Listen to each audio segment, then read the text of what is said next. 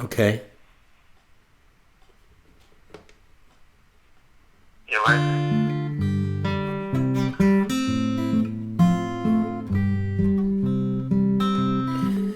Weave me the sunshine out of the falling rain. Weave me the hope of a new tomorrow and fill my cup again. Weave me the sunshine out of the falling rain. Weave me the hope of a new tomorrow, fill my cup again. If only I could heal the sorrow, shine on me again. I'd be live. I am live now, even though I said I wouldn't be. I am live for a little while to introduce you to this replay of the Braver Angels documentary. And the reason I'm doing it again is, even though you can go to the link yourself and see it any time, I just thought that people might like to see it with my introductory comments and my outgoing comments, and that even just say even a brief hello. So I think there are only 2 concurrent viewers here and 1 like. So what is that? That's a testament to the fact that if we know that there are 2 likes and 3 concurrent viewers. So if it turns out that I'm not going to be on live, that folks are going to say, well, we'll wait till he's live. And that's a compliment to me, because you prefer to interact live and to talk about things that are up to date rather than looking at history, because every day is like 4 concurrent viewers now. So I thought I would sing a song. Let me try and sing a song that I've never sung on this, so that I'm only singing to 4 people and nobody else will know that I have done this. And that would be a wonderful thing, because it's here. I'll walk in the rain by your side. On the prescription drugs, wait a second, something from Tony. Get the prescription drugs, it will arrive in 3 to 5 days. Okay, that's great. Okay. I'll walk. This is a song for Baby for Bobby that Mary used to sing, that everybody used to request a lot, and I didn't do that because it was her song, but I do now because when I do concerts, people like it. I'll walk in the rain by your side. I'll cling to the warmth of your tiny hand. I'll do everything to help you understand. I'll love you more than anybody can. And the wind will whisper your name to me. Little birds will sing along in time. The leaves will bow down when you walk by. And morning bells will chime. I'll be there when you're feeling down, to kiss away the tears from your eyes. I'll share with you all the happiness I've found, a reflection of the love in your eyes. And the wind will whisper your name to me. Little birds will sing along in time. The leaves will bow down if you go by. Morning bells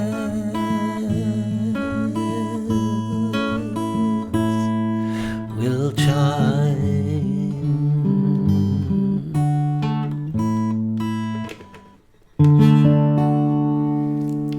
So shortly I'm going to say goodbye to you, and we're going to turn on the replay from the other night when I'll be singing for a while.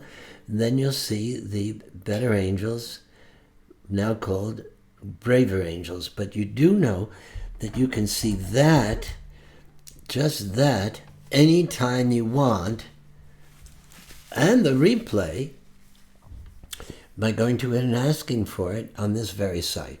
So let me say hello, everybody, to Edna. Let me say, Sian, hello to you. Where are you from, Sian? Have you ever told me that? You can now. And Susan Smith, pure heaven. And Sian Malenka, good evening. Tony Arancio is watching over me like always, my great beloved friend Tony. Susan Smith, oh, John, no, he didn't just sing it also. He wrote it. And there's a story about it because he wrote it actually for his girlfriend. And Mary said, that's not a song for a loved one. That's a song for a child. I'm going to call it for baby. So he said, no, it's for Bobby. It's from my girlfriend Bobby. He said, can we do it for both? She said, sure. So you'll see on it for baby, for Bobby. And now you know why that happened. Okay. And Sherry Quimby. Sherry, love to your dad. Okay, so I think we've got under Sherry, we've got two beautiful happy dogs and two candy packages with love. And we've got Edna. And you always remember Mary singing this song for her granddaughter. She did on that very famous television show, for actually with her granddaughter in her lap. And she was back and forth. And guess what? Her granddaughter just gave birth. Don't freak out. The years have been passing. This is what happens, friends. We have to celebrate it. Okay, so now I'm going to ask Samir. I'm going to call him up because when we do that, I have to call him. Samir, please call Samir. My brother, my friend Samir. Sorry, I can only call one. Who would you like? All right, please call Samir. Calling Samir. I can't call him on. Siri, you and I have to have a serious discussion about this. Samir? Yes, Peter? Okay, yes, we can do it now, my brother. All right. Okay. I may try and be with you at the end of it, but thank you, Samir. All right. Sure. Thank you.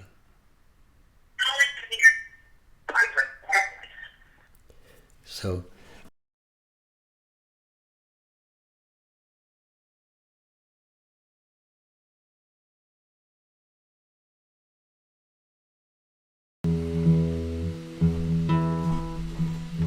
I'm on my way, and I won't turn back. Andy Ogawa, Susan Smith,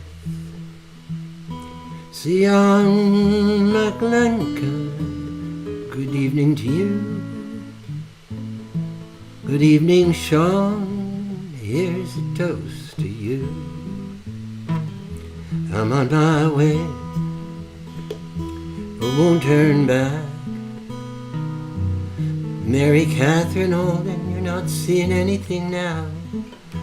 I think that's not a fact of a problem that's happening here. But I'm gonna ask Samir if it's working now. Leah Shepherd High, Robert Corwin, SB, hello from Alaska now. Sherry Quimby, hi all.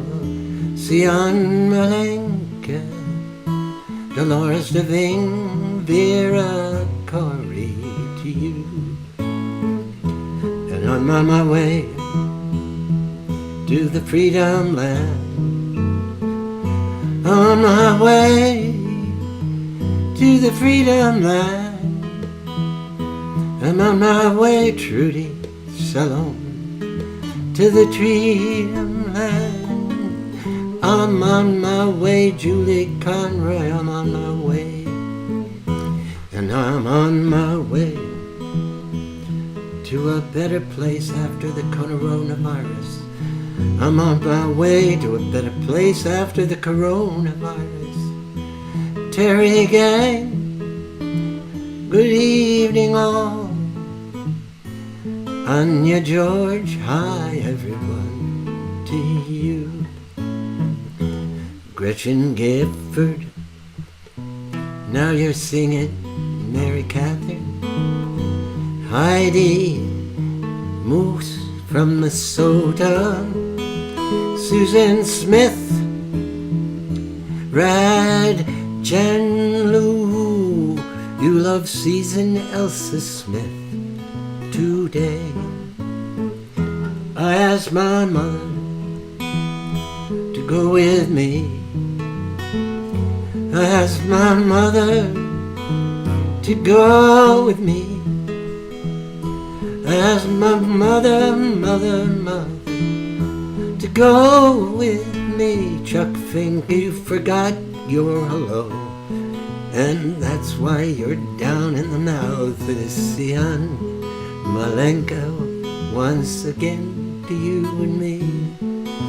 Red Jan Lou, who can say we're all on our way here? We won't turn back. What a family. What a family we are together. And Samir is the one that made tonight possible. Samir is the one that made tonight possible.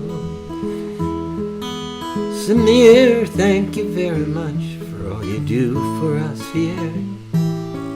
I met you at Clearwater Festival many years ago. Tom Zembrodsky. All right, let me tell you what's cooking, my friends. For those of you, a lot of you know about this, but some of you don't. When I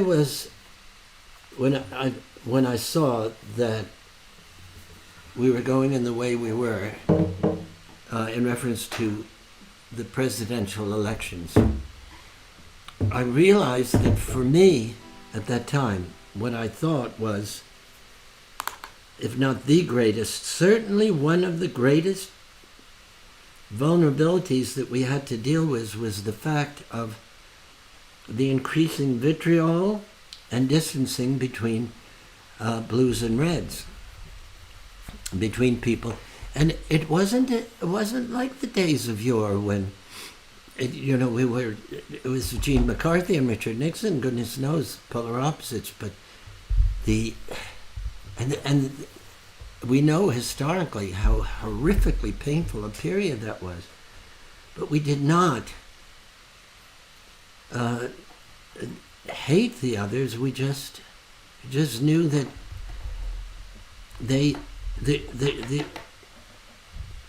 the people who disagreed with us had inherited a point of view at that point that was, to us, very blind, and that there were forces that were pulling us in one way and them in another way. And in any event, the nation was not for leaving that war at that point. It was unbalanced. It was not until 1969, in November, that on balance, America turned against the war. But now I saw this and I got very, very upset. And I said, this vitriol, it's not only damaging to us, it's also damaging to the kids. And I wrote this song and I said, the children are listening. The children are listening. If we say something cruel and harsh, they will do the same. The children are listening. The children are listening. If they grow up to be bullies, we'll have ourselves to blame. Miracles can happen even on the darkest day, when we fear that all is lost, hope has gone astray. Sometimes we drop our weapons when the price we pay is too great, when the damage to the ones we love is greater than our hate. It's time to come together across the dividing line for the children who are suffering with the pain in these our times. It's not just ridicule and taunts and bullying by their peers. Grown-ups rage and hateful words are ringing in their ears. The children are listening. The children are listening. They say something cruel and harsh, they will do the same. The children are listening. Our children are listening. If they grow up to be bullies, we'll have ourselves to blame. I didn't want them. What was happening? It was already true. The Southern Poverty Law Center was reporting on it. That kids who used to sit together with each other at the school table, now they were saying, we're going to send you back. We're getting rid of you. They were incorporating this vitriolic language. And I've been working in Operation Respect, not as an anti-bullying program, but as a pro-creation of a situation that would prevent bullying. For then, it was, 17, 18 years. So it frightened me for that reason. But it also, just to see people hating each other like this and being afraid of each other. Then there's another thing that I realized, that if we are frightened of the other, and if we perceive them as being incorrigible and that we can't talk to them, we're not going to be able to find solutions. We need to be able to talk to them. But if we're so frightened, so when I sat down with David Blankenhorn for lunch, and I had been thinking about and I was thinking about it with Gail Sheehy, what could we do? We could make a TV show at Symphony Space, a PBS show, and we would show people being able to talk differently. But then I realized, my goodness, they had already created this tool in a small town in Ohio called Lebanon, Ohio. And they were going to, they had already shown that when opposing political people were put in the same room under the guidance of Dr. Bill Doherty's methodology that allowed them, and as you will see in the video, to listen to each other, and you'll see how it happens, that it changed. What did I think? Look, it's pretty simple. If we don't hate each other, if we're not afraid of each other, if we say we disagree and we really, really hate some of the things we are happening, but we don't hate you. We know this is a product of many things, of a divided information system, Fox and CNN and MSNBC, and we say, look, this is a product of listening to certain information that's repeated. It's also a product of people that would want us to be divided. Because if we're divided, we cannot stand together.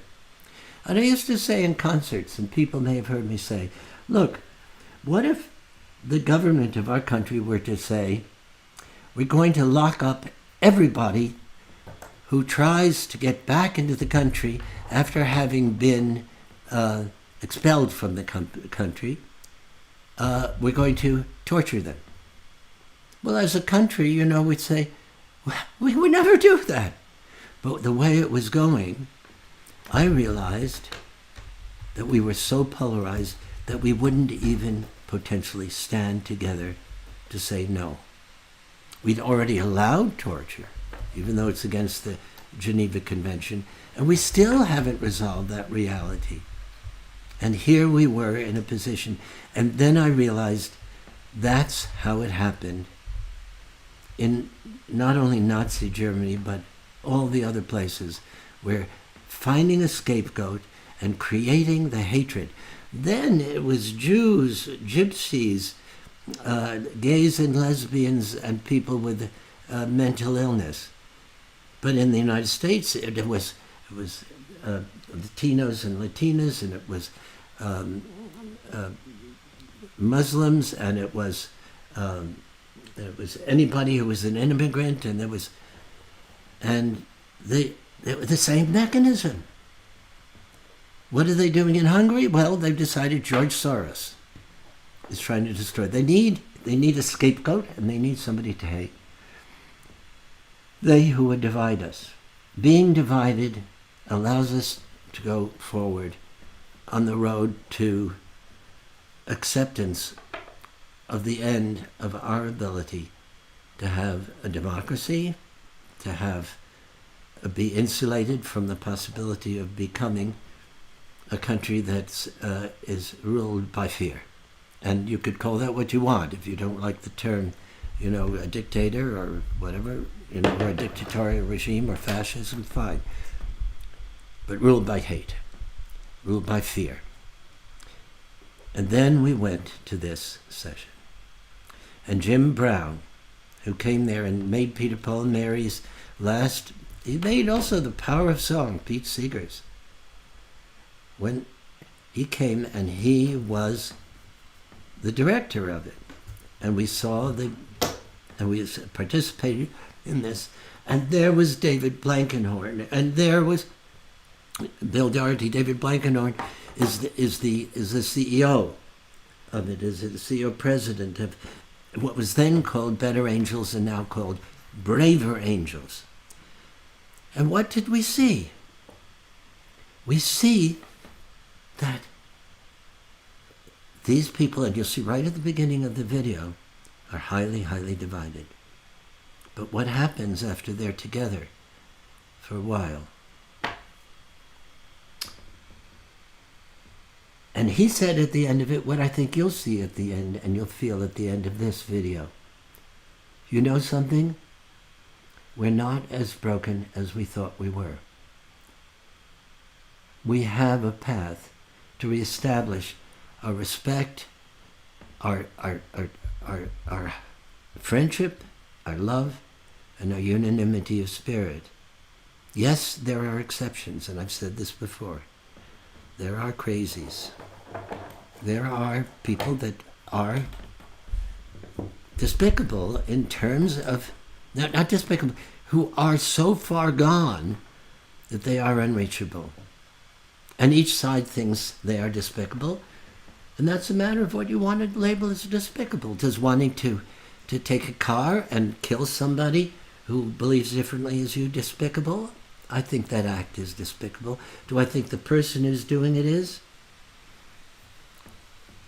I take a lot of work for me to not think that.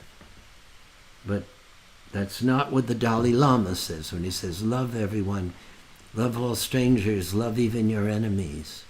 Love everyone, and everyone will join you to work for peace. But I'm not pure and capable of that kind of magnanimity and understanding, but I do know that I can agree to disagree. Okay, you're going to watch this now. In 50 minutes it's going to be over, and I'm going to come and I'm going to talk to you again. And thank you for being with me.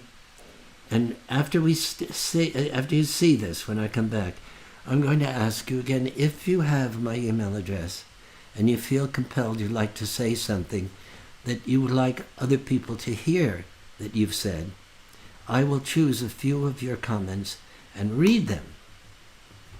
So, Samir, in the next 15-20 seconds, you can turn my feet off,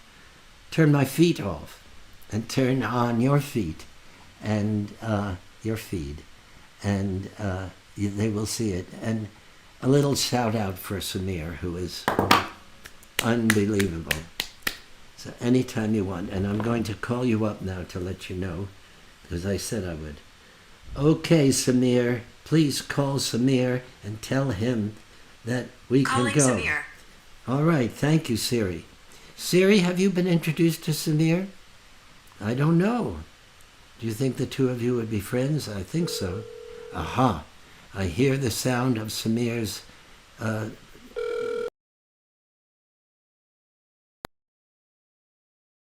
On the weekend of April 21st, 2017, in the small Rust Belt town of Lebanon, Ohio, a very important experiment took place. It was 6 months since the election, and the animosity, alienation, and division between Trump and non-Trump supporters had continued to intensify and fragment the community. This is the story of what happened that April and how it has affected the culture and tone of our society ever since.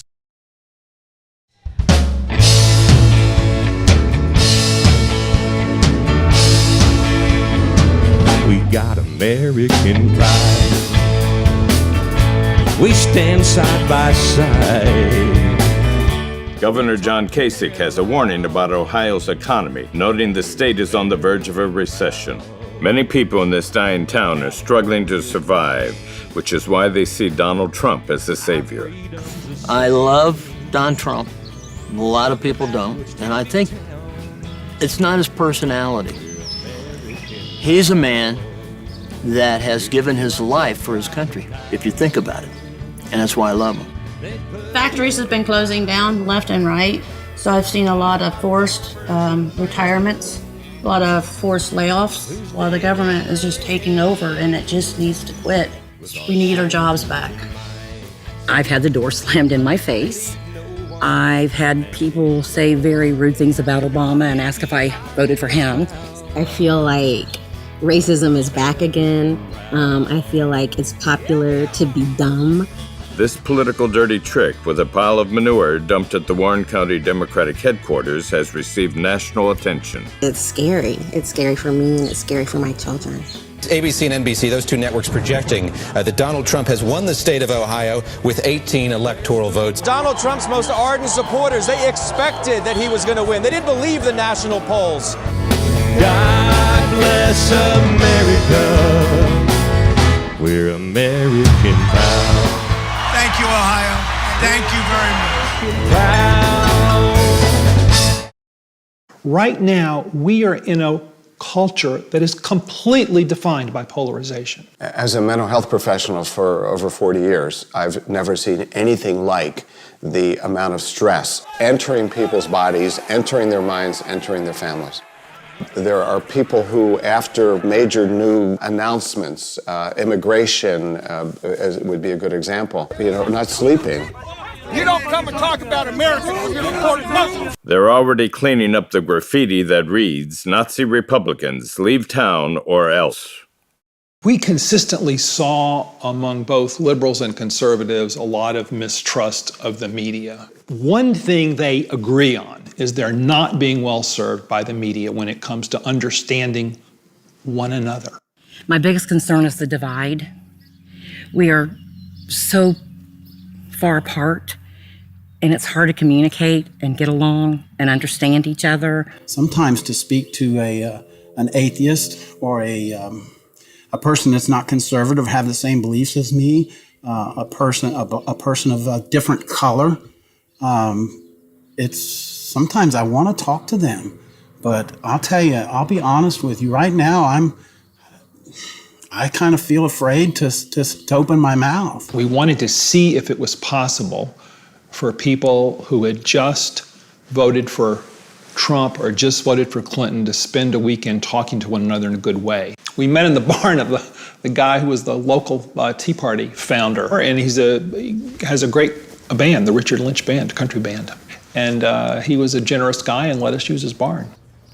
We didn't know if it would be successful. We just wanted to try something. It felt like after the election, it felt like we were entering a kind of a crisis phase in the country. We're going to begin with introductions, and then why you accepted the invitation to come here for this weekend. The day after the election, I called my friend and no return call. And they didn't talk to me for over a week, over an election. And I couldn't believe, I really thought that this friendship that we had had for 20 years was just gone out the window because I voted for one candidate and she voted for another.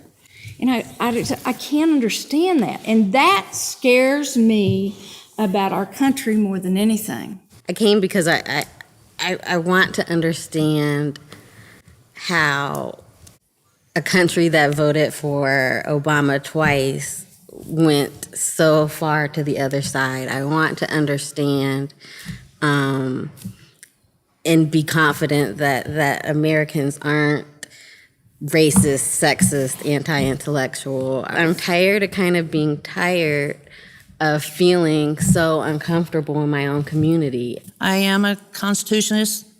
Some people call me a conservative. But what got me here is I have grandchildren, 5 of them. I had 3 sons. They don't have a future if we don't get this pulled together.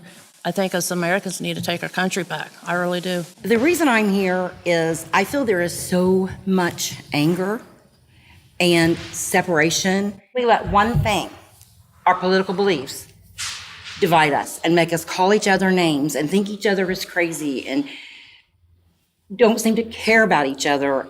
I'm on the blue team. I'm unapologetically a liberal. I feel like I'm in enemy territory. The most important ground rule we ask people to agree on is that we're here to explain ourselves and to listen to others, not to try to get other people to change their minds. Bill and a couple of other really smart people figured out that you could take the tools that come out of helping families in conflict to help a society in conflict.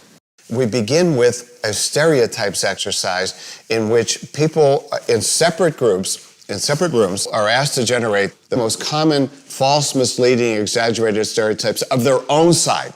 And what that does is it gets out early all of the worst stuff anybody ever says about this. Rednecks. They think we're all non-college graduates. I hear that so often. Takers. Okay, we're takers. What is that? Say a little bit about Moochers, we're, they want free stuff. Moochers want free stuff. Hating immigrants, afraid of difference. Exclusive.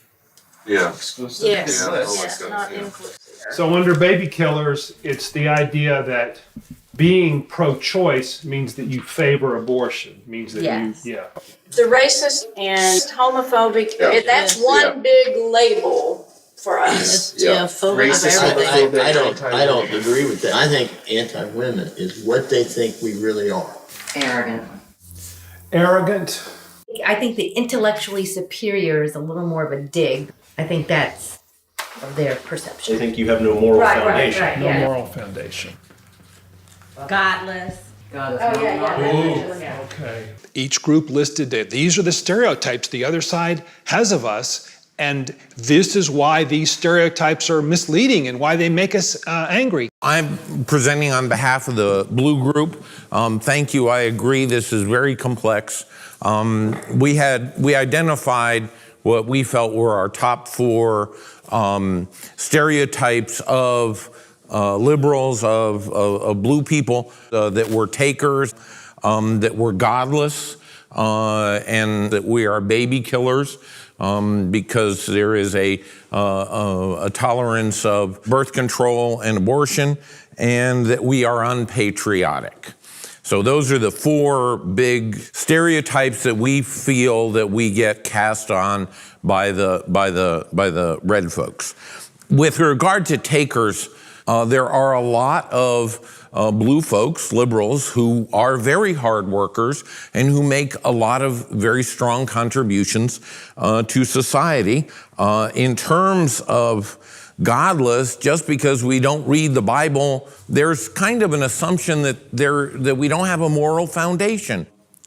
To say that we are pro-choice is not to say that we are pro-abortion.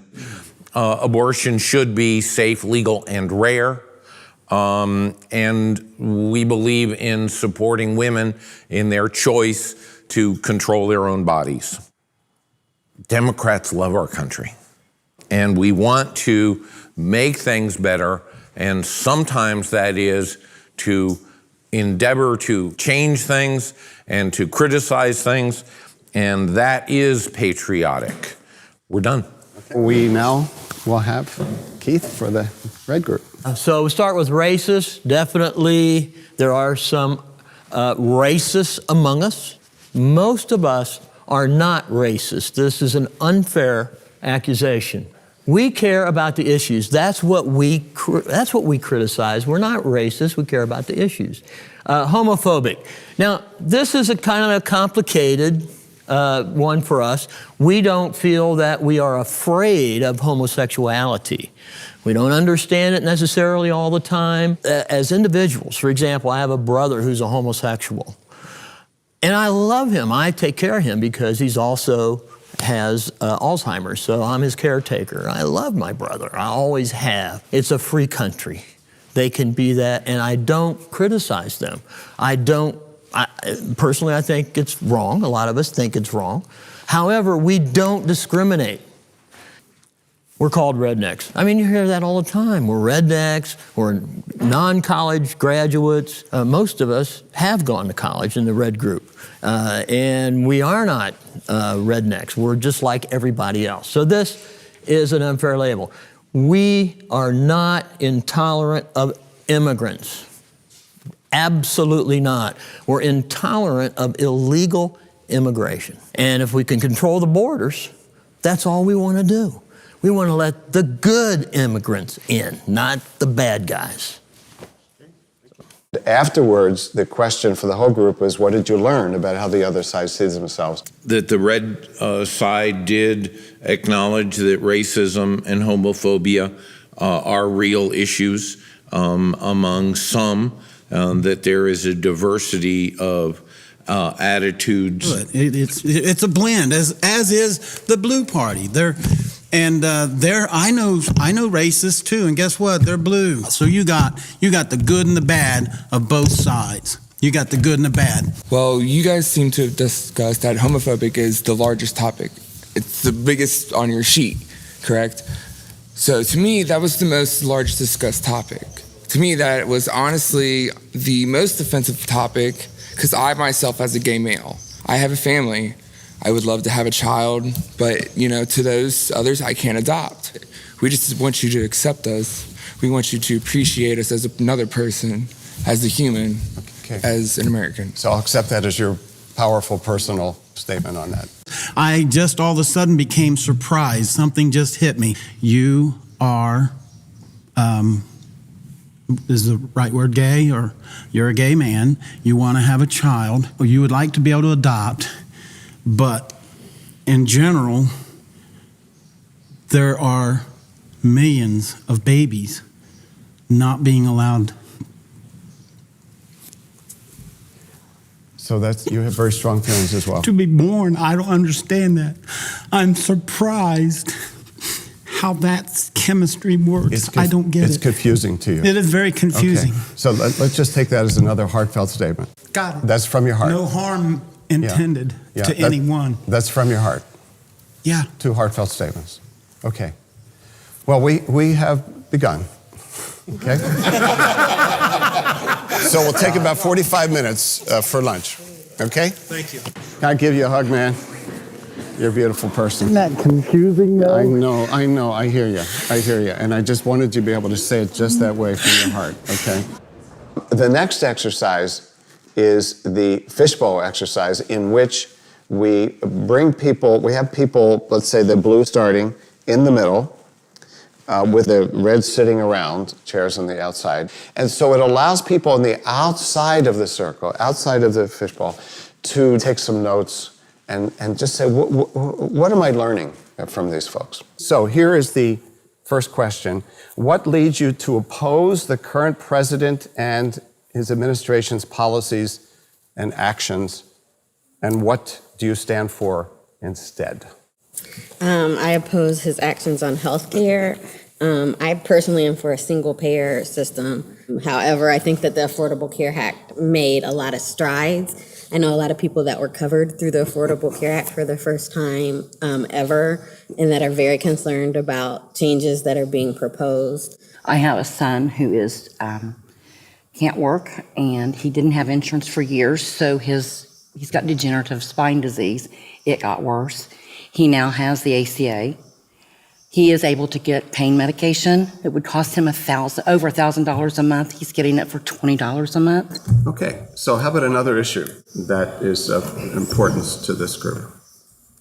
I'll pick one: immigration. Okay. Right? To say that a wall is somehow going to eliminate all of that, the drugs in this country, yeah, they're coming in from Mexico, but they're also coming in from a lot of other places, and people are growing it here and making it here. The notion of demonizing foreigners is disheartening and very disappointing. A mother of four with a special needs child was just deported back to Mexico. To me, it is the antithesis of what our country stands for. Another issue that is very important to me, and I'm very scared about it, is this whole business of conflict of interest with the administration.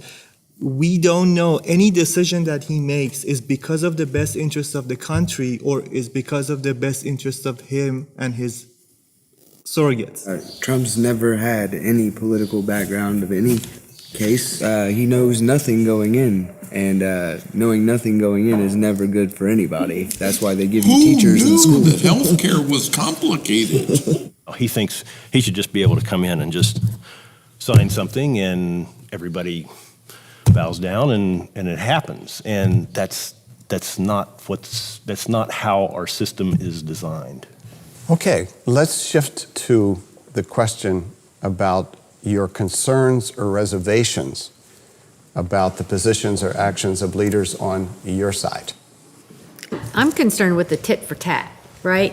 Democrats who I think potentially can just try to stonewall and be as difficult to work with as they feel like, the Republicans were. How can we collaborate and compromise, and it's not just about payback?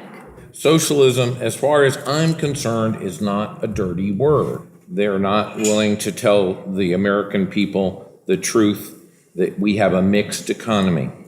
Our economy is partly socialistic and partly capitalistic, and that is a good thing. Let's finish up and we'll switch sides. Okay, outside in. What leads you to support the current president and his administration's policies and actions? One of the reasons I supported Trump was actually one of the things I heard that people were opposed to him, that he had no political experience. I think that is a major attribute. We need to make government smaller, not bigger. There's no reason not to run the government like a business.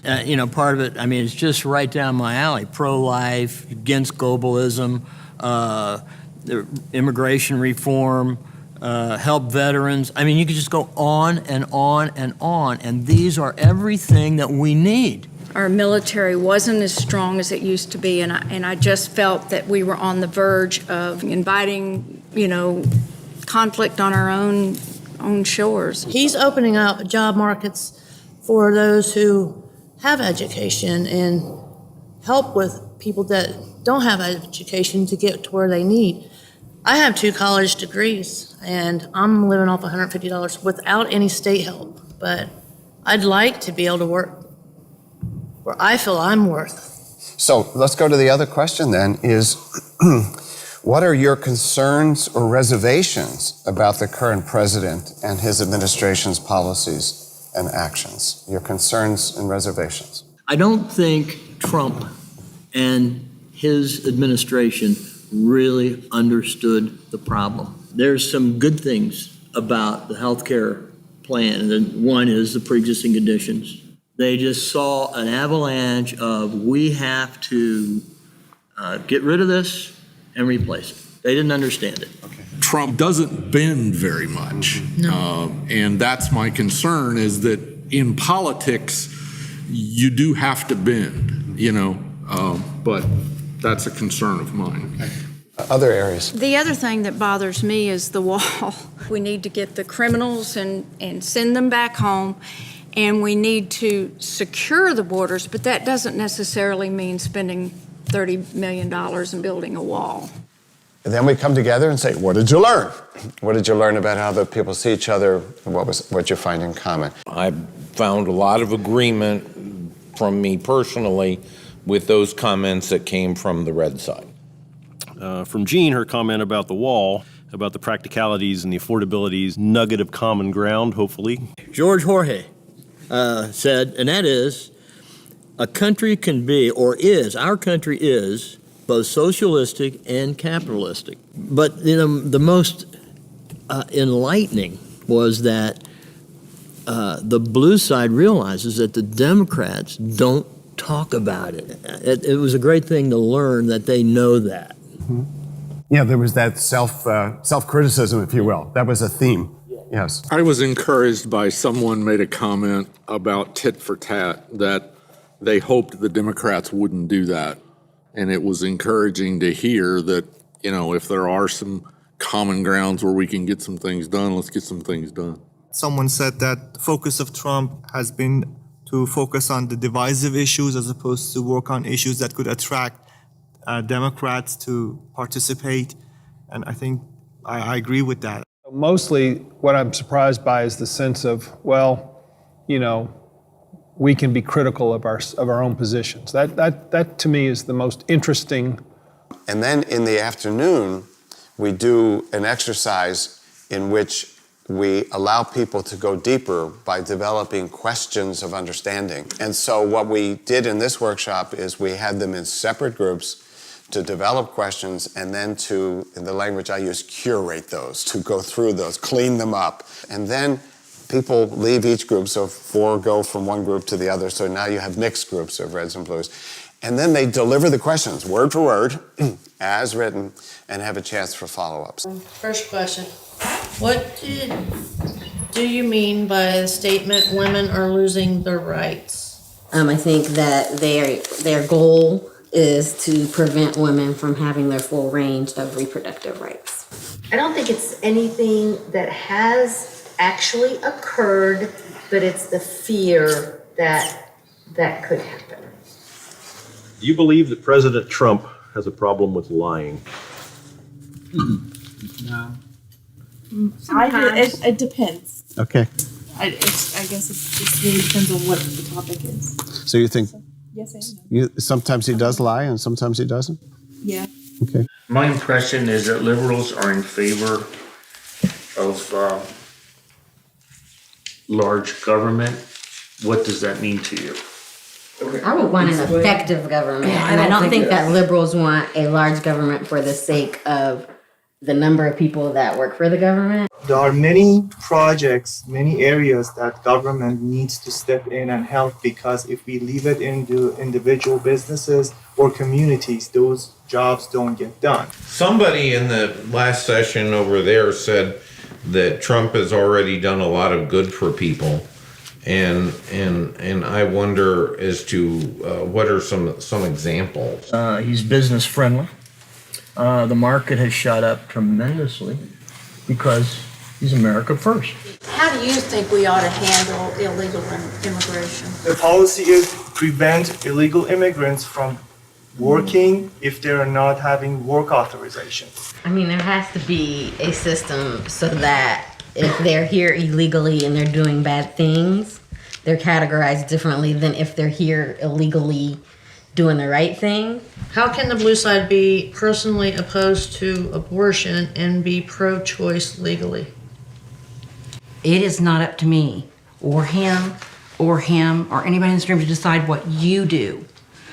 It's between you, your doctor, and God. Nobody wants to promote abortion. What we want is to prevent unwanted pregnancies. And this one was from me, and it's from my heart. Like, I really want to know. Admitted that there are elements of racism and homophobia in your party, and that President Trump has not necessarily repudiated these elements. How do you explain your desire to support him notwithstanding? I've heard him say on several times that he's totally against racism. I watched every speech Trump made. I heard him say that he supports LGBT, homosexuality, gays, what he supports them. And he loves them. I think he said he loves all the people. What do you think the U.S. role should be in the world humanitarian situations? The role is never enough. On the other hand, do we want to get into another war? Military action should be the absolute last resort with a clear path of victory. Are you comfortable with President Trump insulting individual Americans quite often on Twitter? No. What do you mean? I don't think he should be doing that. No, definitely shouldn't be Alec doing Baldwin or He is doing Yeah. I'm not I know he comfortable with is, but I can't stop him, so. How do you feel about raising the minimum wage and supporting paid parental leave? Quite frankly, if you raise the minimum wage by 5 times, everything else is going to go up 5 times. So it's just a question of adding a zero to everything. Putting too many regulatory requirements on small business and. You just did a good red argument as a blue person. I think she's doing the devil's advocate kind of thing to how the argument always comes back full circle. Well, we may have ended on the commonality. Yeah, there you go. I vote for that one. Yeah. And so we finish that out, and then we come back. And again, the question is, what did you learn? What did you learn from this? It was tough, but I was impressed at the thoughtfulness of the response from the blue team to the questions that we had. I also think that if we were in Congress, we'd get more done than our. I agree. We should do this with Congress. Congress should have to sit and go through this exercise. Maybe they could, benefit from it. There were a lot of things in our last conversation at the top there. I mean, we had a comment that David made, like, gosh, I can't quite figure out who's on the red team and who's on the blue team. I was a little skeptical coming in, but I think it's been a good experience for me. I've worked for the Cincinnati Bengals for several years. I don't right now. One of my jobs was in the Bengal locker room, and I heard pregame speech after pregame speech from several coaches and all and everything. And I just sitting there thinking, I'm listening to our discussion, and I said, it's the first time I've been in a locker room where the coach was standing up there saying, now let's get out there and tie. Even though I felt like most of the topics, there wasn't a whole lot of agreement overall, that there was something usually from like 1 or 2 nuggets. I was sitting next to Layman and we were just kind of like, yeah, I agree on that. It was a tie. It was a tie. You're in trouble now. Well, even though we did not agree on the overarching issues, there are little things that we could take, and I think that kind of helped me find humanity where I wanted to see it. Well, and a large building is started with 1 block. So. That's a pretty important thing you just said, that because we can look at a big overall policy and viewpoint and like, ooh, I'm not buying that. I may never buy that. But are there some bricks in there? Are there some pieces where there's some commonality? And then the other person is more human to me, right? And yeah. The only thing that's missing is you probably should have invited a news program so they could spin this. Just something else. Because we watch the news and we think we're this far apart, and we talk to each other, and I have all these perceptions about these people and they have them about, and we sit down and talk, and we're not real far apart. So any other voices in With here? all of the social media and the Twitter thing and the Facebook thing and all the other things that are going on, it's real easy to get in your comfort zone and just spout anything you want to say. But I think what really is great about this is adding the human element. I'm sitting next to my Muslim buddy here, so, I mean, I really mean that I see him as a friend. And my Cuban, a gay guy. So we got your black woman here too. My African American. If we're going to go through all the categories. My liberals. Okay, Jorge, you're going to. I would like to make a comment that these devices, computerization in general, cable news really has changed how we interact as people, and I haven't figured out what the way to do that is, and I have real concern as to what our country's future is, or what the world's future is. Guess what? Our parents thought the same thing. Rock and roll. It's true. It'll be gone in a few years. No, I think the bottom line of that is that we'll make it. I mean, we'll figure it out. I mean, we've done it this long, and we haven't, had a civil war in a long time. So, we'll figure it out. We'll be fine. If nothing else, this gathering proves that I think we'll be fine. Relieved.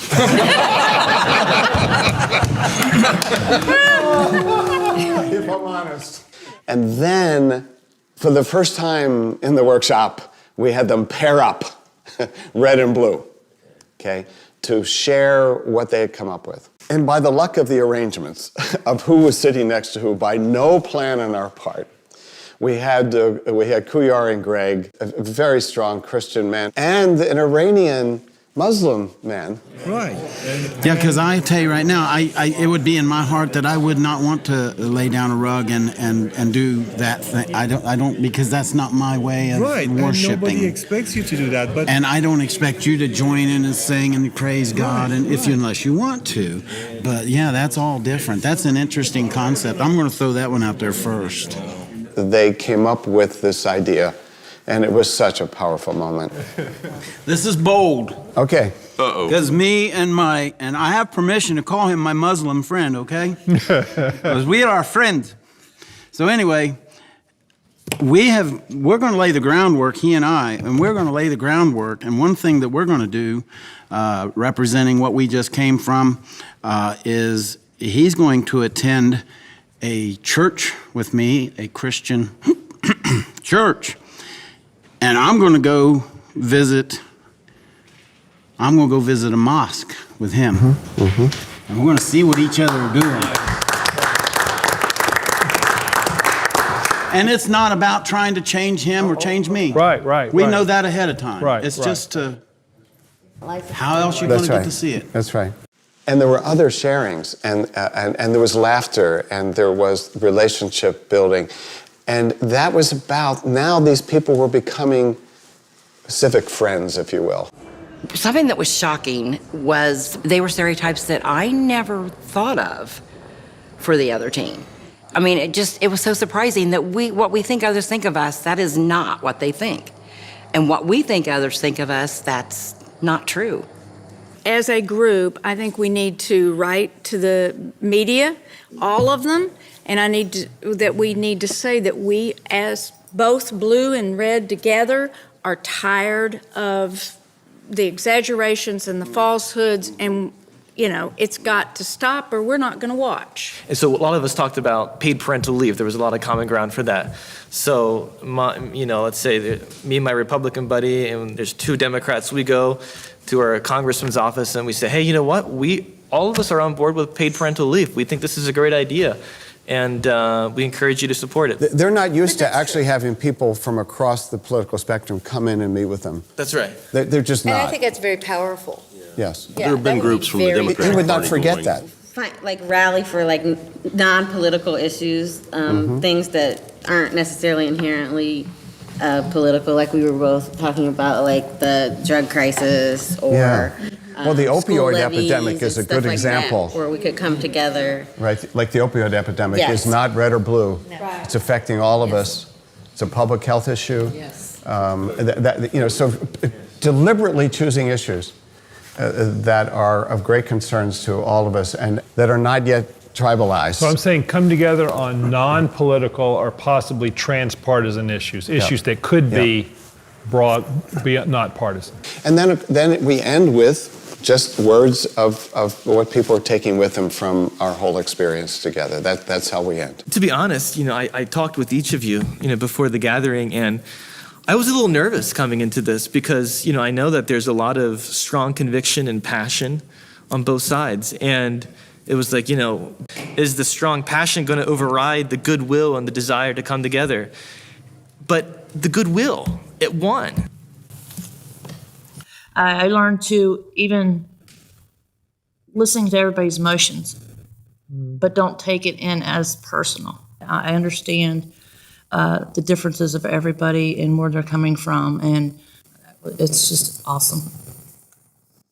I wish there was a slogan or branding or something to where this was going on in every state, because I think we have agreed that our country and our needs are much greater than our political backgrounds. There is a part of me that's sad because there's a part of me that wants to take this to the next level, and I don't know how to do that. Unfortunately, my concern is that once we walk out that door, it's done. And I don't want that. That's the sad part, Okay. Thank you. I just kind of sat here and pondered, thinking about, the times that I have been one of those fire-breathing people who have contributed to the rancor and acrimony. And I'll probably, going forward, maybe handle myself just a little bit differently just because of the people I've met here and the things that we've learned together. Everybody put their effort and they tried hard to, break away from the passion and, try to listen to each other with empathy and try to find the areas of consensus.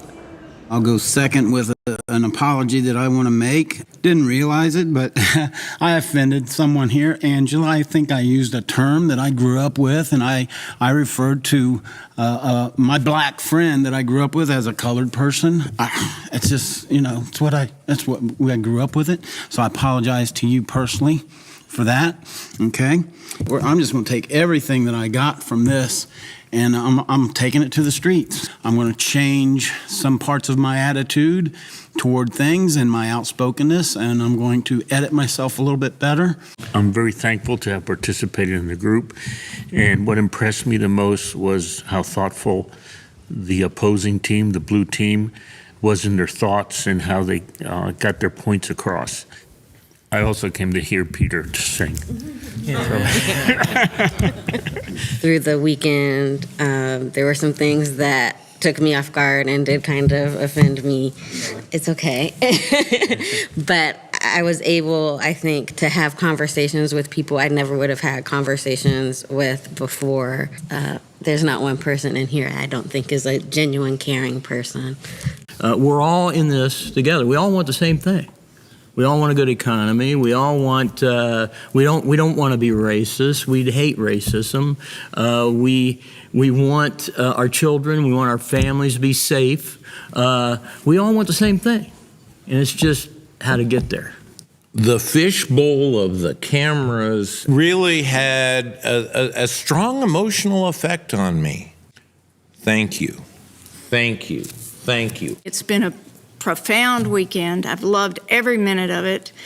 And change starts with one person. And Amen. I'm going to start. Amen.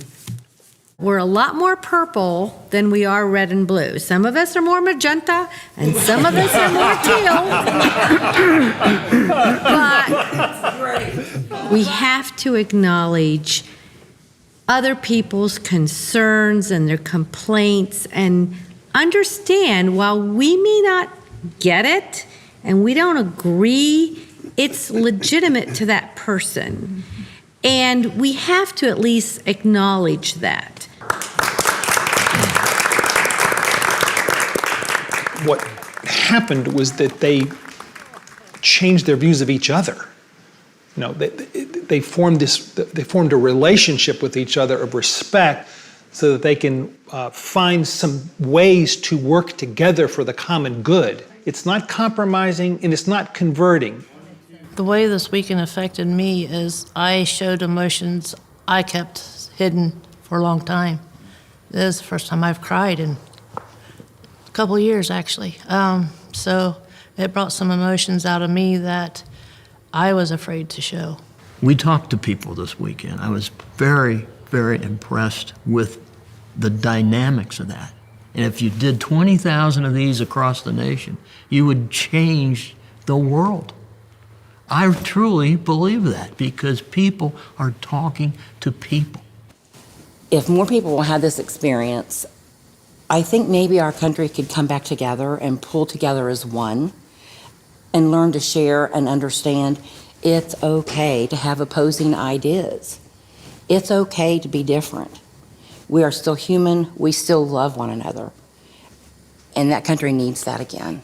You know, America has been around for a couple hundred years or so, even more. And these challenges at some form always existed, and American people have always been able to solve these problems. And I mean, this is not, we are going into an uncharted territory. This is not our first presidential election. This is not our first controversial campaign. This thing should go on and on and on. This what we just did this weekend should not stop. This should go on to the next county, to the next state, and to the end of the city and back out into the country and down every highway. So that's what it should do. We shall overcome. We shall overcome. We shall overcome.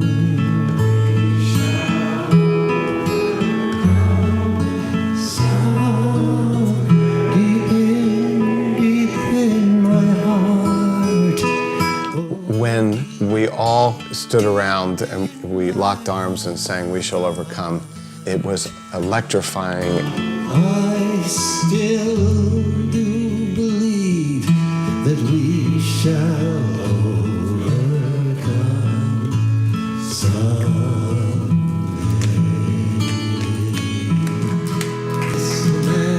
There is something about the singing with everyone there in red and blue, with Peter Yarrow and Richard Lynch representing two strands of American music and American values. That's when my tears flowed. To New York Island, from the redwood forest to the Gulf Stream water, this land was made for you and me.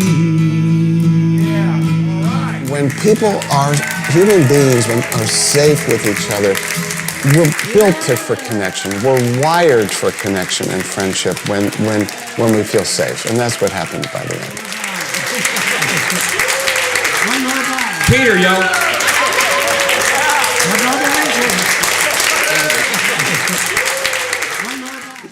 That weekend was just the beginning of their work together. Greg, who said, I'm going to take Kuyar to my church, and that has happened. We are given opportunities to do good every day. And don't we both have the bad and the good on our side? Exactly. We sure do. Kuyar's now the blue co-chair of the Better Angels Alliance, and Greg visited a mosque with Kuyar.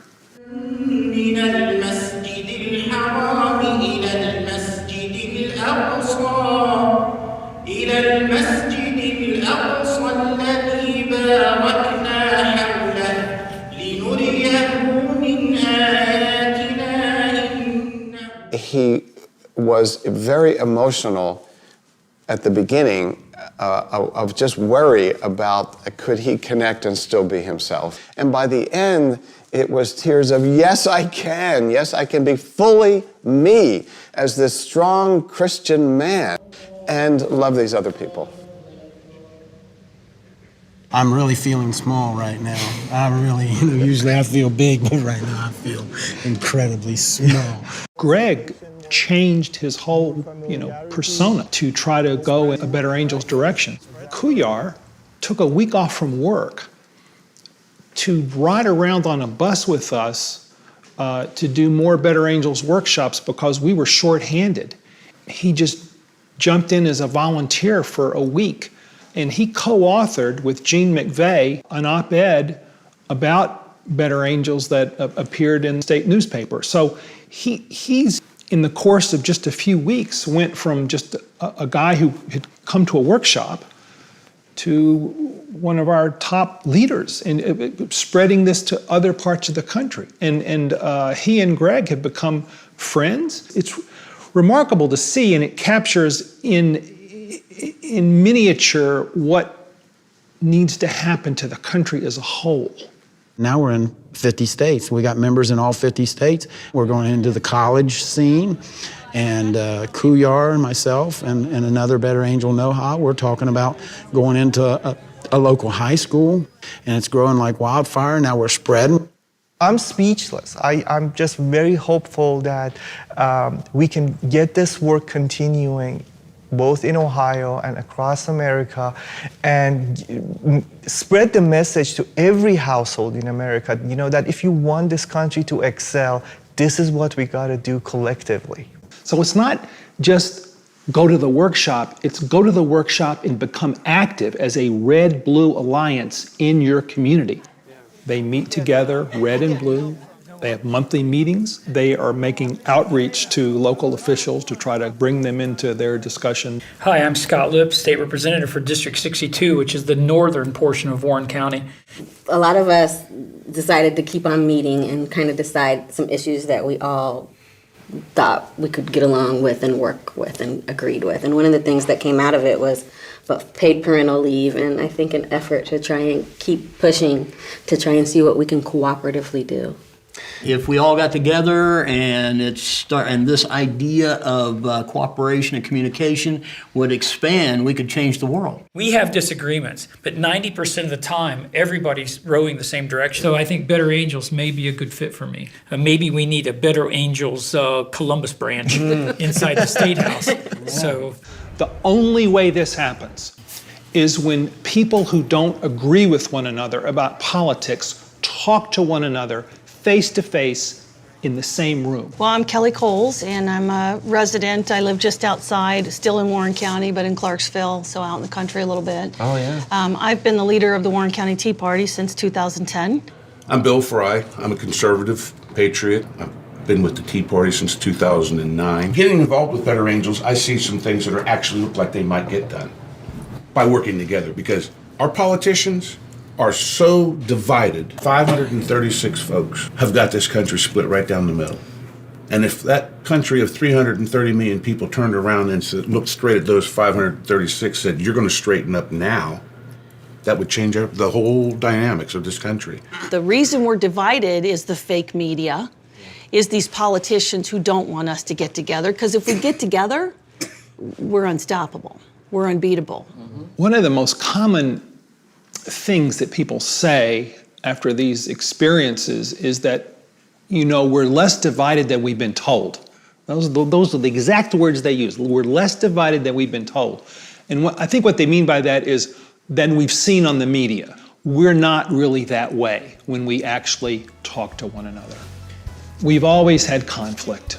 There's always been advantages in whipping up animosity toward one's political enemies. This is an old American story. And this old bar is where I used to play.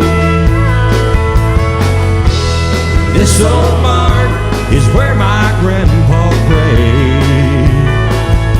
So if you tear it down, it won't be coming back around. There's so much real country charm in this old bar. I'm hoping that Better Angels can be a spark that starts a counter-cultural movement to take back our country from this polarization. I hope you like these words I'm saying. Then you know this barn's worth saving. This is a citizens' movement. This is a people's movement. It's not just benefiting from one weekend of activity. It's building something that can influence the direction of the country. You know it's worth this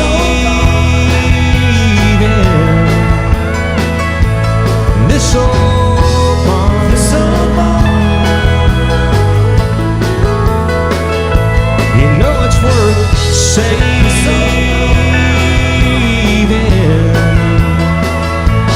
This old barn.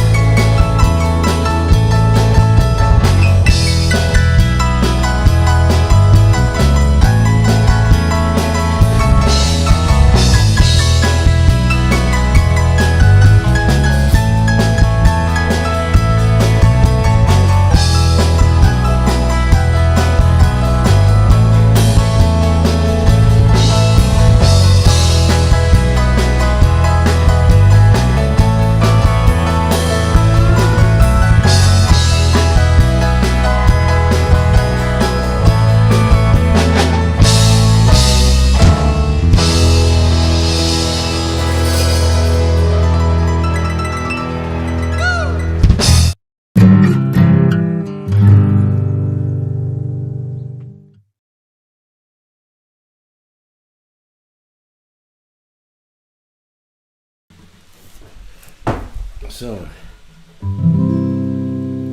I traveled the banks of the river of Jordan to find where it flows to the sea. I looked in the eyes of the cold and the hungry, and I saw that I was looking at me. And I wanted to know if life had a purpose and what it all means in the end. And in the silence I listened to voices inside me, and they told me again and again that there is only one river, there is only one fruit, there is only one river.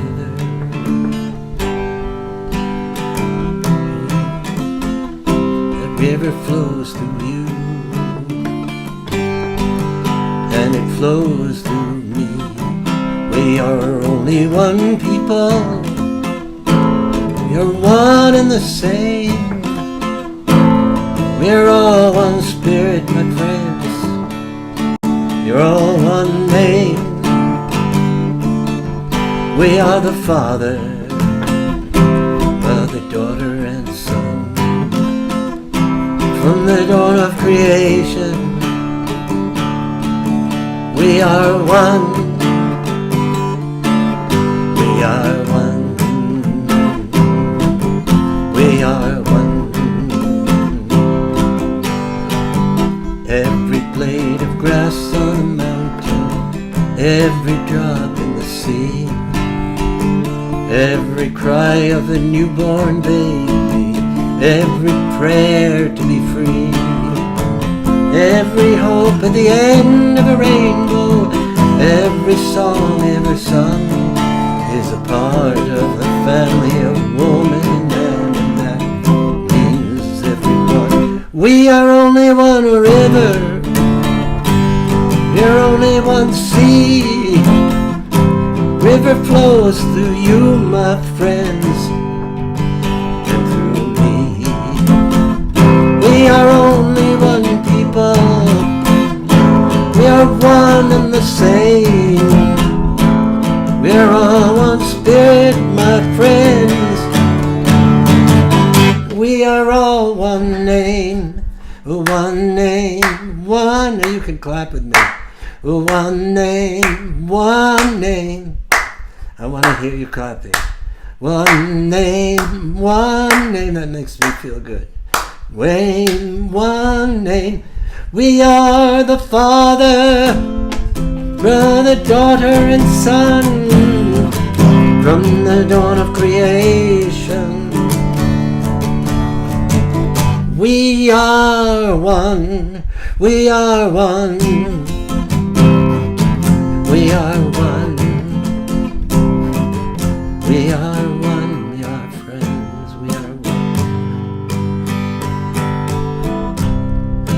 are only one river.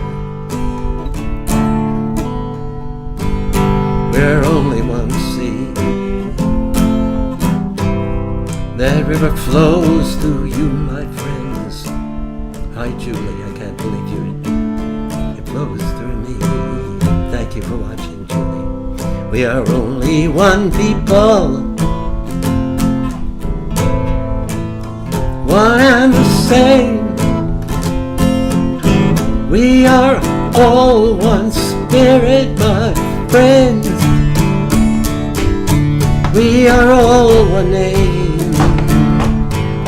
We are the Father, Mother, daughter, and son.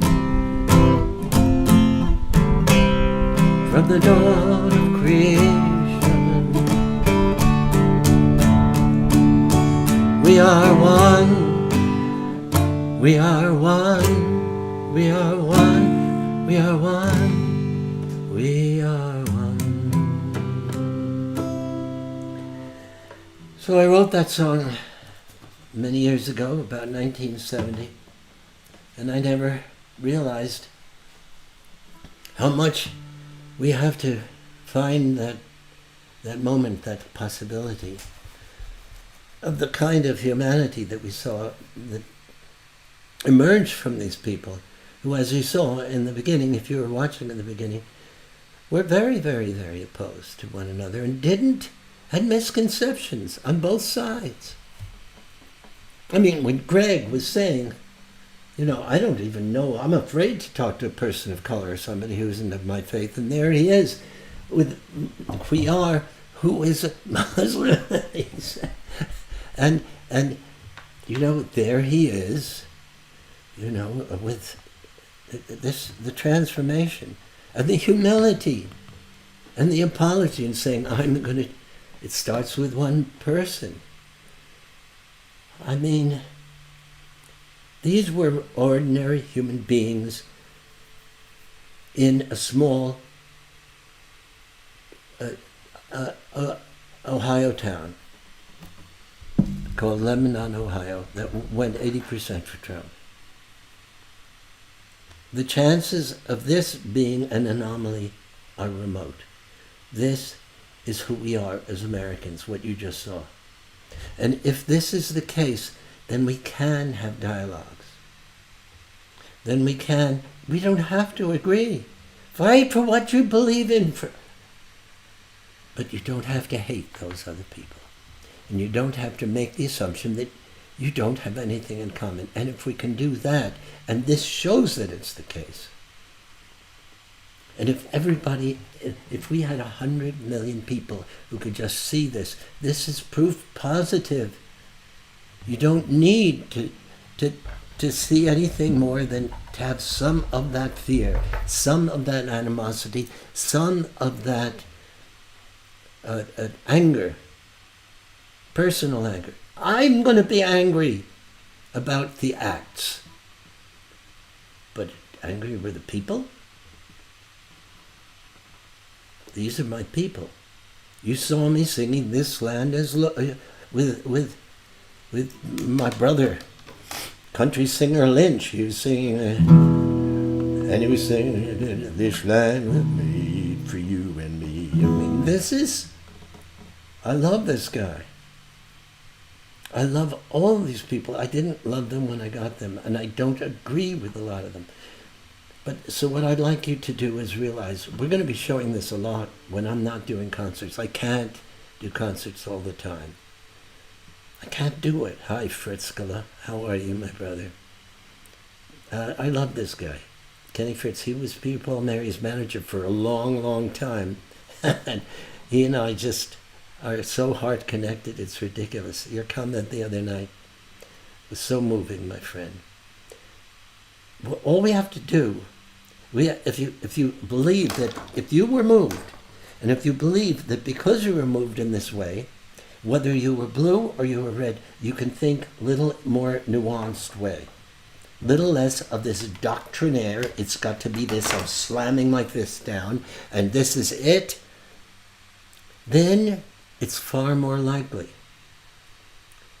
that we will be able to find that on some level we care enough about each other that we're not going to allow ourselves to slide into this terrible abyss of what will allow the forces that would divide us and have us live in fear. We have two choices in the world.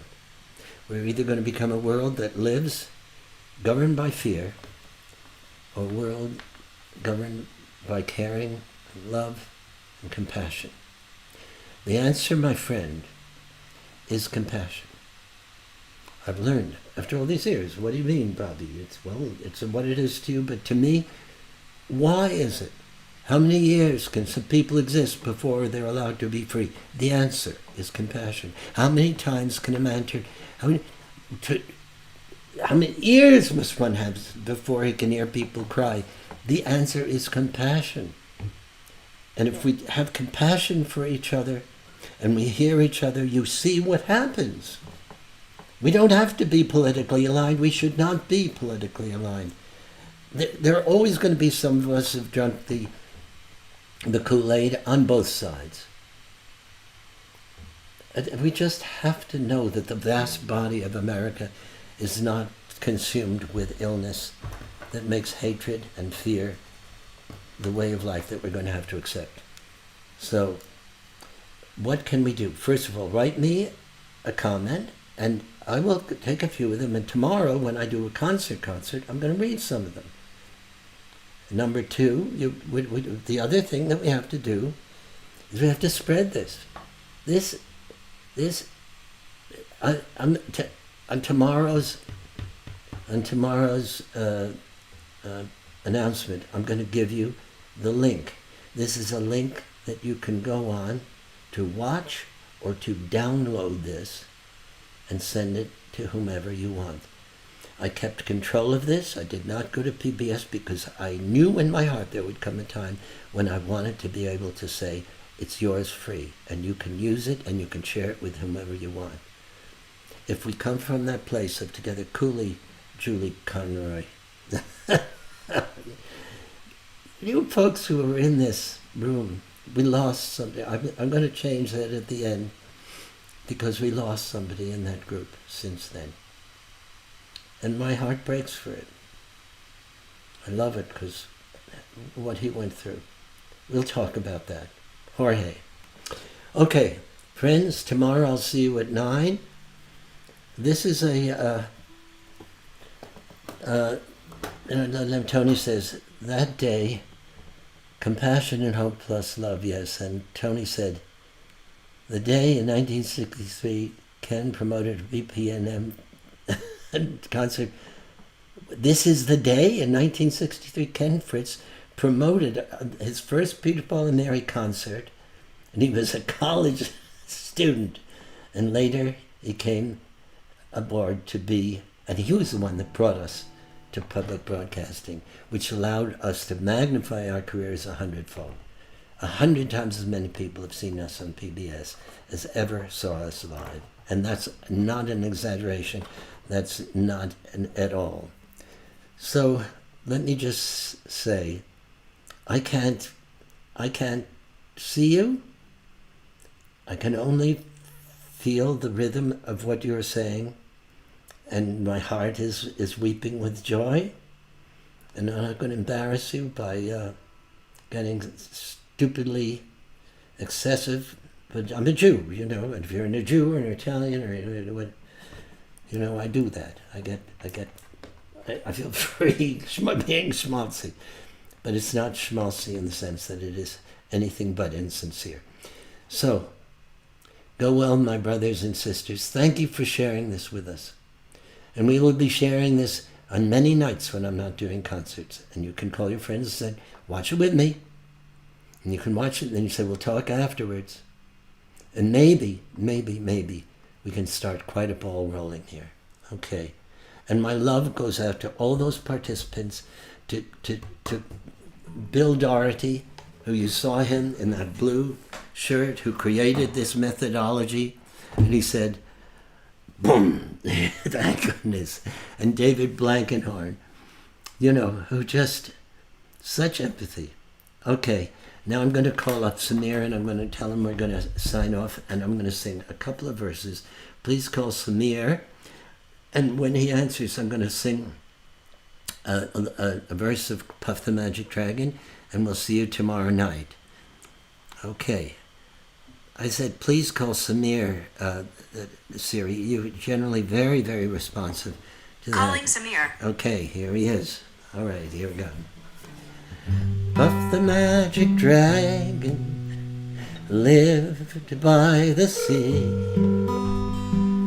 Here comes Samir, I'm calling and you can turn off the TV. Actually, it's not a TV, it's a digital feed. And thank you, Samir, my friend.